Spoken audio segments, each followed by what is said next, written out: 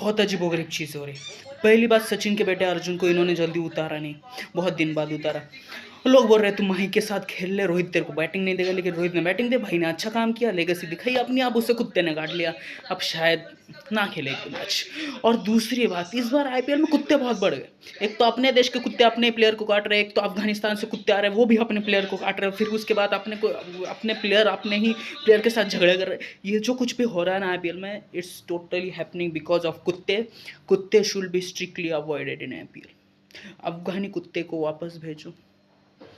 इंजे मामूल हक का बेटा वो नवीन